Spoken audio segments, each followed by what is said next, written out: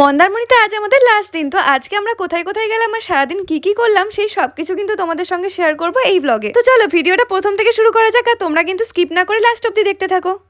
Hello everyone, good morning. তো আজকে সকাল সকাল সাজুগুজু করে উঠে পড়েছি অটোতে। এখন বাজে সকাল 8:30 মতো। আর দিদি জামাইবাবু যেহেতু একটু বাইরে বেরিয়েছিল তো রুমে ফিরে ওদের আবার রেডি হতে একটু লেট হয়ে গেছে, তাই আমরা এখানে 4 জন মিলে ওয়েট করছিলাম। আমরা কিন্তু আজকে গোটা দিনের জন্য এই অটোটাকে রিজার্ভ করে নিয়েছিলাম আর সব জায়গায় কিন্তু আমরা এই অটোটাই করে ঘুরবো। রিসর্ট থেকে বেরিয়ে আমাদের ডাইরেক্ট যাওয়ার কথা ছিল শঙ্করপুরে, কারণ সকালের ব্রেকফাস্ট আমরা ওখান থেকেই করবো। বাট তার মাঝে তাজপুরের এত সুন্দর একটা ভিউ দেখে আমরা দাঁড়িয়ে পড়েছিলাম কয়েকটা ফটো ভিডিও শুট করে নেওয়ার জন্য। এখানে ঢেউটা এত সুন্দর আসছিল, দেখতে কিন্তু জাস্ট দারুণ লাগছিল। তো শুভম এখানে কয়েকটা রিলস করার জন্য দাঁড়িয়ে পড়েছিল, বাট এমন একটা বড় ঢেউ আসলো যে ওকে পুরো ভিজিয়েই দিয়েছিল। তাই ওখানে আর বেশিক্ষণ না দাঁড়িয়ে আমরা নেমে পড়েছিলাম। আজ গোটা দিনটা কিন্তু আমাদের ঘুরতে হবে, তাই এখনই যদি ভিজে যায় তাহলে কিন্তু হবে না। তো এখানে বেশ অনেকটা টাইম কাটিয়ে আমরা চলে গিয়েছিলাম শঙ্করপুরে। তোমাদের তো ফার্স্টেই বলেছি আজকের ব্রেকফাস্ট আমরা এখান থেকেই করবো। শুভম এখানে নিয়ে নিয়েছিল লুচি আর ঘুগনি, আর আমি নিয়েছিলাম একটা এগ টোস্ট। সত্যি বলতে লুচি আর তরকারিটা ভীষণ টেস্টি ছিল। আমি তো পরে পস্তাচ্ছিলাম, ওকে বলছিলাম এক্সচেঞ্জ করে নিতে। যাই হোক, দুজন মিলে ভাগাভাগি করে খেয়ে এরপর আমরা বেরিয়ে পড়েছিলাম দীঘা যাওয়ার উদ্দেশ্যে। এদিকে রাস্তাটা জাস্ট দেখো কত সুন্দর। তো মন্দারমণি থেকে দীঘা আমরা এসেছিলাম মেনলি জগন্নাথ মন্দিরটাই দর্শন করার জন্য। আর ফাইনালি আমরা এখন পৌঁছে গেছি জগন্নাথ ধামের সামনে। আর দেখো এখানে এসেই কার সাথে দেখা হয়ে গেছে। কে কে এই বাঘমামাকে দেখে ভয় পেলে কমেন্টে জানিও কিন্তু। এরপর আমরা মেন গেট দিয়ে ঢুকে পড়লাম মন্দিরের ভেতরে। তো